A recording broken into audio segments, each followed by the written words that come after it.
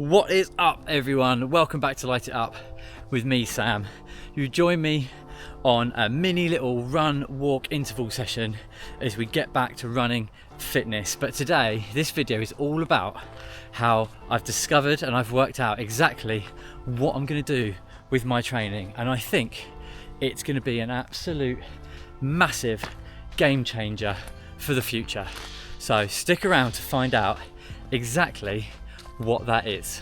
Okay, it is Friday morning and you join me in Tilgate Forest. I've just come from a PT session with Becky and I'll dot around some of the workouts I was doing. I got her to film me for a bit because I wanted to prove that I was actually doing these strength sessions. I've been doing it for like 3-4 months now and I cannot wait to get back to running full speed because I think it's really going to make such a big difference.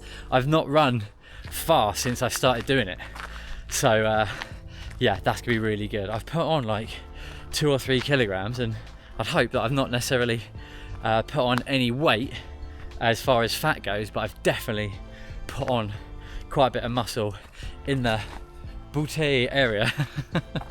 I'll have to check with Emma if she likes the extra cake or not. So yeah, something that has been exciting this week is I've been sent a Bob and Brad massage gun. Now, I get sent at least 1 or 2 things a week, or emails at least once or twice a week, of people trying to get me to, we'll send you something for free and then can you review it and talk about it on the channel, and I always just pretty much ignore it because it's all just weird tat. But I'm not going to say no to Bob and Brad, the greatest physios on the internet. If you don't know who they are, where have you been living, you need to go check them out. And the beauty of this is I already own one of these guns, and so I was like, I would happily endorse it because I paid my own money and I absolutely love it. Now, the whole thing of recovery and massage guns is a little bit up in the air, a bit like with cold plunge and compression boots and stuff like that. I would encourage you to check out someone called Rosner Performance on Instagram because he is absolutely incredible, a wealth of knowledge, super scientific studies that he posts and talks about, and he did a thing about recovery massage guns and stuff like that. It's well worth looking at. But for me personally, having a massage gun just to warm the muscles up, even if it's just mentally, it goes a long way for me. So I use it before runs mainly, but I also I've started using it after as well, just to loosen the muscles up. And if it's a placebo, it's a placebo, but for me it works really well. And the beauty of this massage gun they sent me, because if it was just gonna be the same one, I'd have been like, well, I've already got one, so I'll happily shout it out, but you don't need to send me a new one. But this new version, the Q2, it's got this insane massage head on it that heats up and also cools down. So it's like, and I couldn't believe it when I put it on. Like, it genuinely is really hot and also really cold. So that's a whole added level of stuff. So just before I came out today, I whacked on the heat mode and just gave it a little warm up, and it just adds to that feeling of, you know, your muscles are getting something, you're warming up. And then the cooling one, I think after, when I get back today, I'll stick on the cool one and I'll wrap that. It comes with all different heads, and the reason I bought the original one compared to all the other brands is it comes with like a squidgy head. So when you're really sore, this squidgy one is a bit like suspension on a mountain bike. It takes away some of that pressure just so you can ease it in and slowly build up the pressure a bit more if that's what you're after. So that's the head I use a lot. You also get the round head and all different like pointy ones that absolutely kill your knots and stuff like that. But yeah, I just thought, you know, I don't need money or free stuff for this channel, so I'm happy to just say no to pretty much everything. But when things come along that I'm like, actually, I like the look of that and I would like to try it, then I'll happily give it a go. So, you know, yeah, they have sent it to me for free, but I had bought one already and I was shouting about it before that. So I think that's as good an endorsement as you're going to get. Yeah, I don't think they're very expensive. I don't know what the price is. And there's like a 10% off code in my in the link in the description if you want to use it. But if not, up to you, your choice. It's a free country. Right, let's get on with this run. I've got 2 or 3 minutes left, and then we're going to do some jogs. Now, it was 1 minute the other day. I might do 2 minutes depending on how I feel. Tilgate's not an ideal place to run because it's not exactly flat, but on the trails it just keeps my mind off stuff a bit more. from like stressing about whether I'm going to be injured or not. So let's give it a go. Another hero driving in slow-mo, dust on the old road, losing my halo. Okay, we are running. I've got the long selfie stick today to get some more action shots. We did a 2-minute one a second ago and that felt good. So we're going for 2 minutes today as well. Now I did some calf jumps, or like a plyometric heel jumps off a plate, and my Achilles are on fire. But I didn't realise that running actually is lower down in the order of those sorts of plyometrics. So I can run sooner than what I think. And so I'm being a big brave boy. I'm doing 2 minutes by 6 today. And we'll see how the body responds. Oh, it's so nice to be running. Even these little bits, I have missed it. Do not take it for granted, people. Do not take it for granted. Right, second rep done. 2 minutes. Felt really good. Give myself a bit of a longer rest than the minute or 2 minutes that I was doing beforehand. And it gives me a chance to talk about what I want to talk about here. So, my new training method. My last video I was talking about Runner, I was talking about Cooper, talking about Garmin, and I mentioned something called Kaizen as well, which I'll get to in a minute. I said that last video, and I never actually spoke about it, but it's a bit more important today. So, I used to ride bikes, used to race bikes, used to train a lot, and that was my big thing before I started running properly. And I got to a half decent level, you know, did some races, never won anything, but could certainly hold my own. Had an FTP of like about 310, and so my watts per kilogram, for all you cycling nerds, was a good point, about 4.3, because I was pretty light back then as well, no strength training, you see. And so the way I used to train to get those sorts of gains is something called sweet spot, which is sub threshold. So if your FTP is around 300, you're riding just below that, like 80 to 90%, I think it was, or even up to like 95%.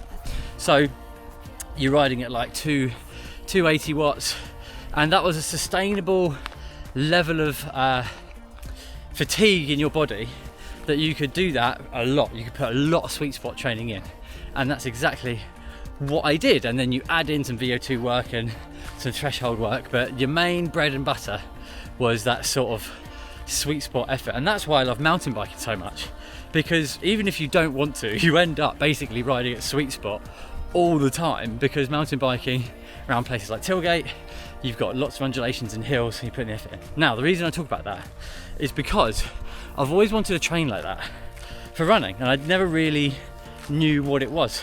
And then I happened to see a conversation between TQ, one of the Quiney brothers, and Andy Rayner in a WhatsApp group that I'm in. And TQ was asking about Dublin Marathon, and asking for what training plans people use. And Andy Rayner, FOD runner, started waxing lyrical about this thing called the Norwegian singles method.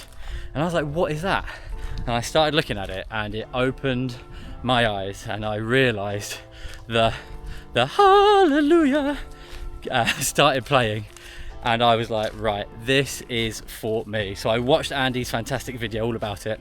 There's a guy called Sir Pock, who's sort of like internet famous on like Reddit and Let's Run forums, where he basically trains like it. And he's like 40 years old, had a 5k PB of like 19 minutes, very similar sort of standard to me. And now he's running at like mega fast times, like 15.5 minute 5Ks, I think, or 16 minute, 2:24 for London Marathon. And obviously I don't think I'm necessarily gonna maybe reach those dizzy heights, because he was a very good cyclist, and he was, you know, I was half decent, but he was like almost sub elite level. So I'm gonna go for it. I'm going to do the Norwegian singles method. No, that's not a Scandinavian Tinder app, and I will have to explain that to Emma when she starts seeing me signing up to all these Norwegian singles forums and Strava groups and things like that. But I'm going to give it a go, and I'll just do one more interval and I'll explain exactly what that's going to look like and how the app Kaizen also comes into it. Beautiful, third rep done. It feels so good, I can just carry on. But that's the beauty of it. I'm going to do bit by bit, and I'll be back running 5Ks by either Sunday or next week. No park run tomorrow. I'm going to go and record someone else instead. Right, so Norwegian singles method. It's like the Jakob Ingebrigtsen double, but for people who can't sustain that level of running. So I'm going to be running at peak about 100 to 120k a week. But to start with, it's going to be maybe max out at like 70, 80k. It's very, very scalable, which is perfect for me. So yeah, I'm going to do Tuesday, Wednesday, Thursday, Friday, Saturday, Sunday. And then Tuesday, Thursday, Saturday are going to be my interval days. And they're going to be threshold intervals, where you do anything from like 25 times 400 to up to 3k reps. I'm going to be doing something slightly different, which I'll talk about in a minute for parkrun. But it's basically where you run sub-threshold effort for a set period of time. And over the whole week, you're aiming to run 25% of your mileage at that sub-threshold pace. The rest of it is easy.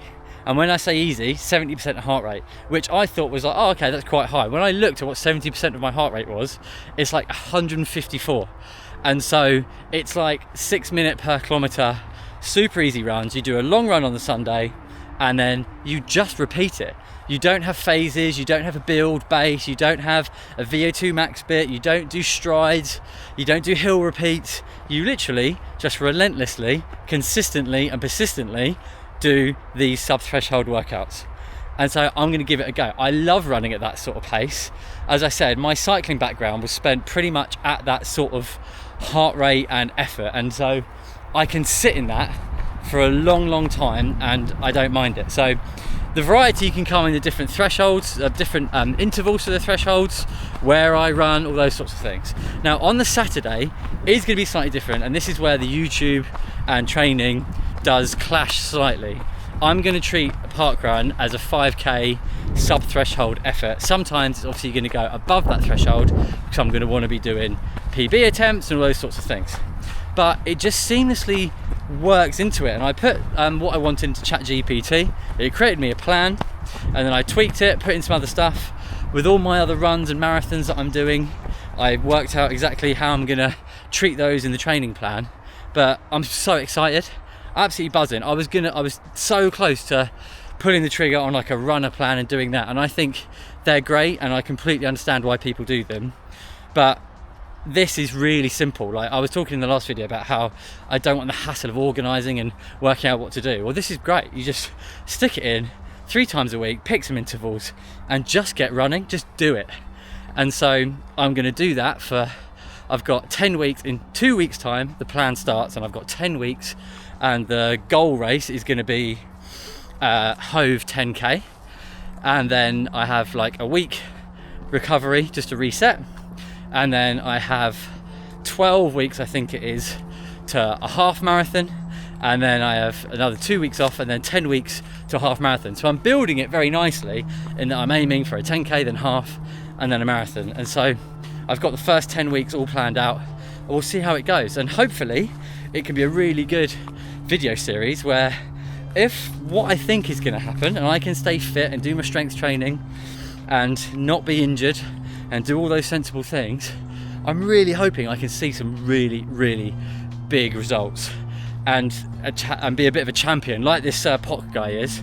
I can be a bit of a champion for this, and maybe some other people might want to do it as well. It might not work for people, it might not work for me, but only one way to find out, and I'm absolutely buzzing for it. And where Kaizen comes in, I will tell you after this next interval. Whew. Right, that's number 3 done. No, number 4 done. Only 2 more to go. Lovely stuff. So Where Kaizen comes in, it's an app, but it's not like Cooper or Garmin or Runner, where they give you a training plan. It's got like this complex algorithm that takes what you're doing, takes where you want to be, and then it works out what you should run each week. And as you run, it adjusts the mileage depending on the intensity of that. So again, I talked about Trainer Road the other day, and in cycling terms, you have a thing called a TSS, which is your training stress score. So you can do a 6-hour ride at like zone 2 easy riding, and then you can do a 1-hour ride VO2 max, like a crit race, and you'd have a larger stress score for the crit race, because that is overall stressing your body way more than the 6-hour zone 2 ride. And so this algorithm works much like that. If you just do easy miles, then it goes, you know, it ticks along nicely. But then if you do like a threshold effort, for example, or a sub-threshold effort, it actually reduces the mileage because you're getting the amount that you need. So it's really, really clever. So it is the perfect companion to what I want to be doing, because I can set my goal. So I want to run like a sub 40, just get back to, you know, running sub 40 for the 10k for Hove, maybe a PB, so something below 39.16. So I've stuck that in. It then takes what I've been doing and it gives me a current predicted time, which is like 54 minutes or something, because I've done no running whatsoever and it takes the last 2 months. So as I start running, those predictions hopefully will start to tumble. And so I can match these two things up perfectly. So it gives me each week a load that I need to be able to get to, and as I run, it adjusts it accordingly.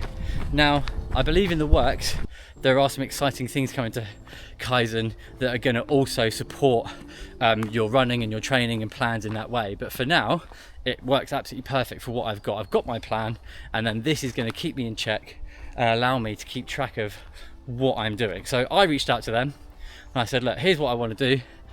Would you be interested in working together? And they said, yeah. So they've given me a free subscription to that to use, but I went after them and I asked them, so I would have paid for it anyway. Shh, don't tell them. But it's really nice to be working with these brands I really, really genuinely believe in. And you know, they have a podcast called Miles Better, which is run by those guys, and that's well worth listening to. They have all sorts of different runners on, talking about their experiences and what they do. So yeah, it's a really, really cool brand, and lots of exciting things going to be coming from them. I know they work with Ran to Japan and what he does, so which is pretty cool. Right, let's get on with this next rep. Right, that is the 5th rep done. One more to go. Yeah, feeling great. 2-minute reps, all good. Next step is maybe some 3s, and then we're pretty much just running. So yeah, woohoo! So that's the plan.